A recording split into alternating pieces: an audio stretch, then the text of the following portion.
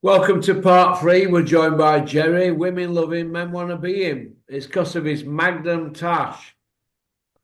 Uh, I keep getting, Jerry, a lot of emails at the moment from, I don't know if it's people messing about or genuine. So I keep getting a lot of emails from men that are not into women. Oh dear. Yeah. And it's this particular picture here that they keep commenting on, saying that they like the picture and that how camp I look, and am I a swinger and do I bat for the other side? So let me just say, no, I don't. But thank you for your email and continued support of watching Porky's Corner. People around me laughing here as I'm saying this. Go out there now. Go on, out. I just had to get that out, Gemma, out, Jerry, because I don't want people to think that I'm batting for a wayside. Whatever people do in the spare time, Jerry, I ain't got a problem with it. But I don't want it for me or my kids. There you go. Yeah, that's right, mate. We've just given Billy Nelson some rattle. Billy, you little tosser, putting your man in at nearly 22 clem in his last two fights. You should be embarrassed. Martin Bakoli fought Thomas Emrazek a few years back at 246 pounds. So whereas 4 stone come from Billy Nelson on your watch, you're this expert guy, this go-to guy in Scotland, and you're letting your men put 4 stone on. So he's fighting at heavyweight when he fought Thomas Emrazek. £246. He's fighting at £300 recently. As a heavyweight, Yeah. £300. So where's 4 stone come from, Billy? Little Billy, little Noel. Come and tell us on Twitter, Pop Pop Man, and put Terry Chappendama, one of your biggest critics, and what's he called? Ultratech, although he's changed his name now to Boxing Bregs at YouTube, hasn't he? Have you seen it? I haven't, We no. love Ultratech, don't we, He's Jerry? called Boxing Don't we? Ultra. Ultra Tech, yeah. Ultratech's been a critic of Billy Nelson. I haven't been, because I've had phone conversations. Him and Big Ron used to have it all the time, chatting a lot of shit on the telephone about, oh, Billy Nelson again, Dennis. But no, Billy Nelson's a character. Boxing likes characters, but Martin McCauley's put on 4 stone on Billy's watch, on little Billy's watch. That's nearly as bad as failing the performance enhancing drug test, in my opinion. Putting 4 stone on. If Stan Collymore were playing for Villa again and he put 4 stone on, there'd be riots in middle of Aston, wouldn't there? Or if Ian Rush went What? from 11 stone 10 to 15 stone 10, there'd be riots in middle of Croxteth. You see where I'm coming from? So, little Yeah. Billy, where's all this weight come from? Come and tell us, Porky Corner at mail.com. Just inbox me, Bill. Jerry, what do you think about it all? I'm losing fucking will to live. Well, I mean, he's not really behaving like a professional athlete, is he? If he's carrying that amount of weight. Why However, is he not in it's shape? nice, Billy. Go, Jerry, go on. Why is he not why is he not in shape all year round? I think there seems to be this attitude now it's crept into heavyweights where they think it's all right to just let themselves go. And to be perfectly honest, it's a terrible attitude to have. You'd never seen anybody like that back in the day. So I don't see why it's acceptable for Martin Bakoli to just turn into an eating machine. He looks like the Michelin man now. So I don't see how he can call himself a professional athlete if he's that big. Do you know what I mean? Listen, right. For me, Martin McCullough is never going to win a world title, right? Because they took the money when he was dangerous. They took money at short notice when he looked dangerous. So they've took him out of the equation. I know Tyson Fury sparred him. I know Joshua paid him thousands and thousands to spar him. I know, I shouldn't really say this, but I'm going to do. I know Yui got dropped by Martin Bakoli. You know what I mean? So, not tops. So he cut. Yui got cut by him. He didn't get dropped by him. He got cut by him. So, but Yui's been up for sparring Daniel DeBar and Joe Joyce. But he didn't get dropped, sorry, by Bakoli. He didn't. He got cut. Now, Billy Nelson went first in the ring. I was there. Put a towel on his head. There. So that's a bad cut then, not be able to fight. But they got him in fight, didn't they, with Pulev. But it opened up, didn't it, first round. Bad advice in boxing can kill your career. Billy Nelson did fantastic for Bakoli. When it looked like they couldn't force the issue behind the scenes, when it looked like the kid's got the talent to be the champ, they took a fight at short notice when he was fat as a pig. Does Martin Bakoli and Billy Nelson think that Bricktop and people like that don't have people that see what shape he's in? Fat as a pig. They get to know the boxing patterns. If that man's 22, 23 stone, he ain't no good, is he? You just seen him overnight. He's no good at 21 and a half stone, is he? Exactly. Jury were out on him at fighting at 18 stone. The jury was still out. Yeah, beat Yoki, yeah, Olympic gold, and he doesn't know it was a pro. Exactly. That's it. They dined out off that win, and the other one was the Anderson win. Yeah. He'd never beat fucking no one. We're all fucking duped by Billy Nelson and his shite on Twitter and Insta and social media and his interviews. Martin Bakoli is the best thing since sliced bread. Better than whole brown bread. Load of shit. The geezer couldn't get out of bed and take the weight off. Mindset, kid. Mindset. Load of shit. People bought into it. Where are they now? Cocksuckers. Had the ability, but the trainer manager badly advised him. He let him blow up in weight without jumping on him.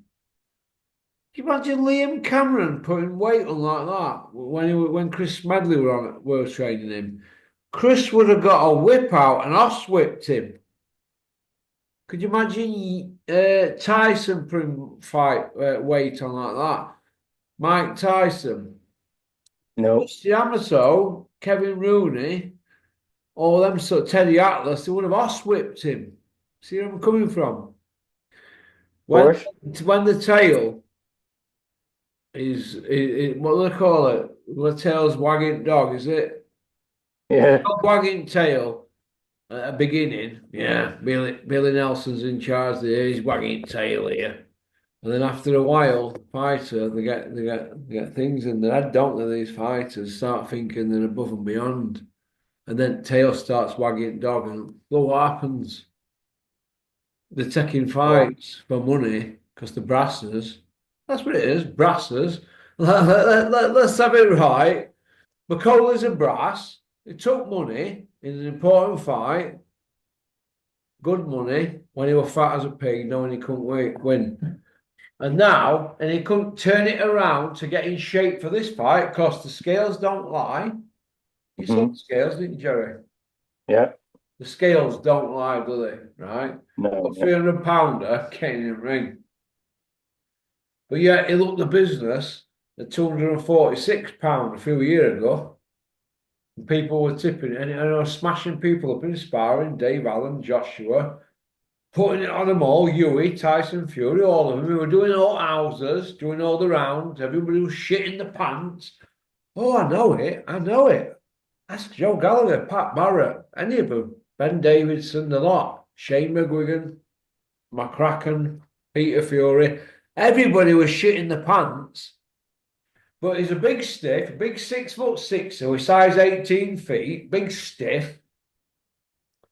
Can't string a sentence together as about as engaging as a turd on a kebab. Right?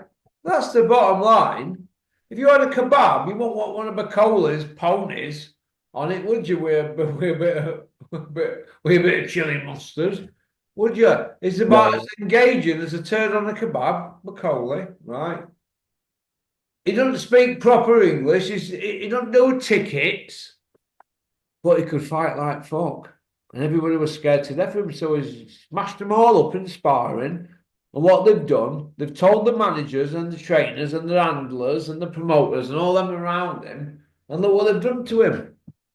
They've manoeuvred him into a fight when he was out of shape by 4 stone, and Billy Nelson's took the bait. So they took him out mhm. ranking, so he's not a threat now, is he?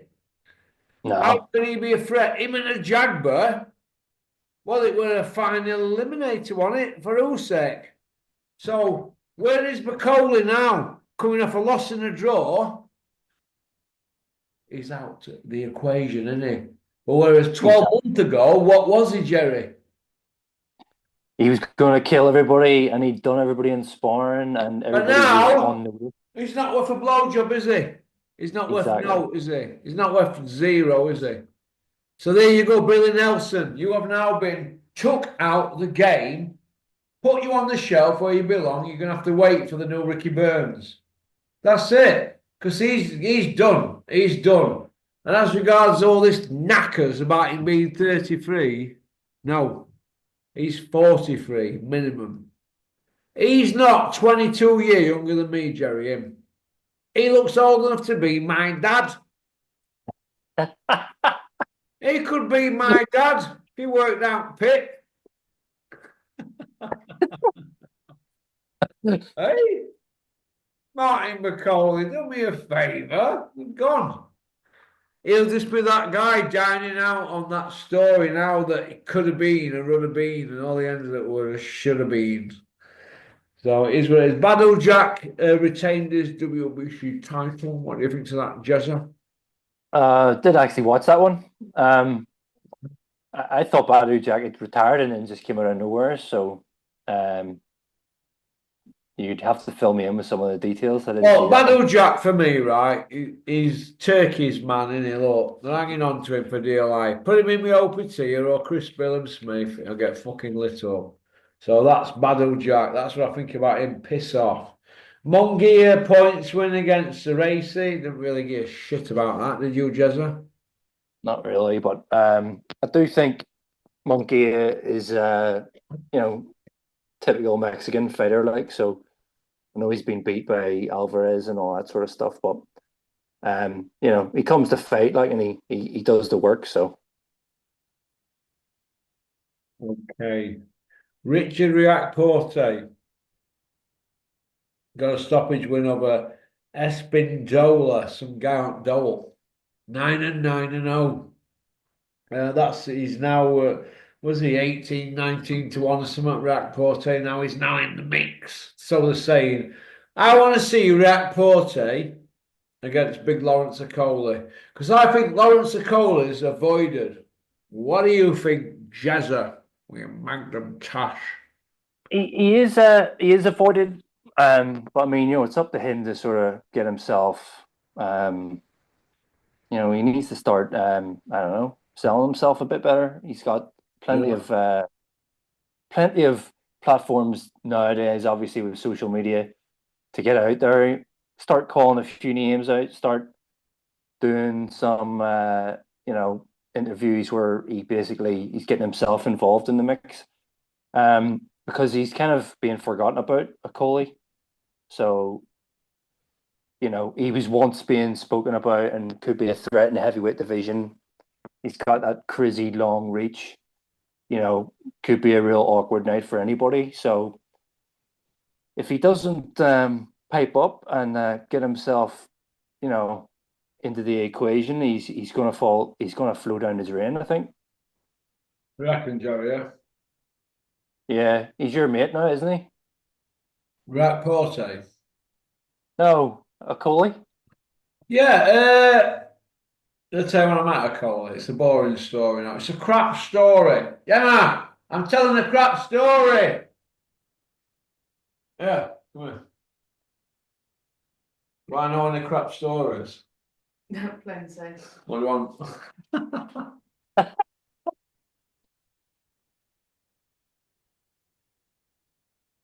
No, I'll tell you a crap story.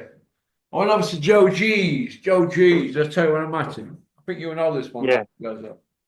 yeah. So I'm upstairs in Joe G's, media room upstairs. I'm sat up there, messing about with my camera and all that, pouring myself a free coffee, whatever. Anyway, Big Lawrence walks in, doesn't he? It's a big old unit, isn't he? I'm about 165, but then I think about 156, 155. Big Lawrence walked in, stood next to me, looking in, posing. So, what I'm like, I'm cheeky, and so I went, oh, straight in the stomach. And it used to like you, Lawrence, when you were fighting for Matchroom and Eddie Hills, the Iceman. Said, but I like you now, you with Joe G. And do you know what? He'll bang on with me, but he is actually, don't forget, I just watched him for 2 hours. 2 hours. Not 1 hour. I just watched him train for 2 hours, like a Trojan non-stop. And then I have to go upstairs and deal with all media. And there's times like that. I am very critical. I'm very critical about what I do in my life. And I'm very critical about my kids. But I just watched him train his bollocks off, spar Jack Massey. And then Joe sent him all upstairs for interviews. And do you know what? There ain't one diva in that gym. None of them. Sean Yaxley, Butler, Paul Butler. Paul Butler, he's one of the wealthiest boxers to ever come out at UK, Paul Butler. You know what he's done with property and stuff? Paul Butler has smashed it to death. He's set up for life. But he's one of the nicest kids. And me and Butler, we're gonna have a game of snooker, aren't we? And a game of pool for dough. So get in touch, Butler. Get my number off Joe G. Me and Paul Butler. Be a good game at pool. And so I think he got to some semi-final or something, some pool tournament or something. Me and him would be all right for a good game, being Butler. He is bang on. If not, we He can can play play. for Pride, Paul. We'll play for Pride, best of 25 or something. I used to have best of 25s, me and Chris Smedley, you know.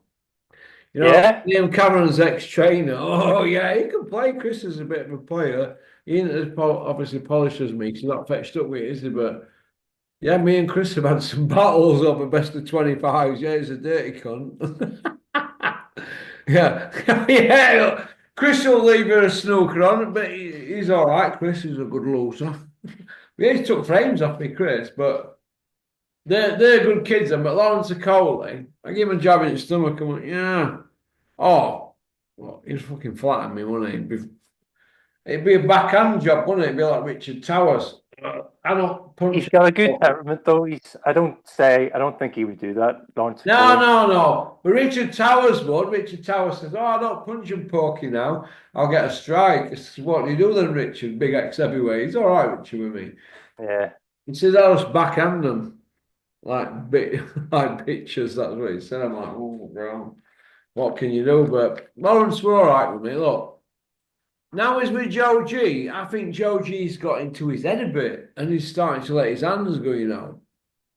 But whereas yeah. before, I always felt that he struggled, he was tight at the weight. I never thought Lawrence were a cruiser, and I thought he struggled at Bridger. And after 6 rounds, I always thought in any fight with him, especially at cruiser, it was more of a holding competition, wasn't it? Definitely, mate. Because of the weight, because it's so big, isn't it? Now he's Yeah, walking around at 19 stone. He's like, he's a horse of a man.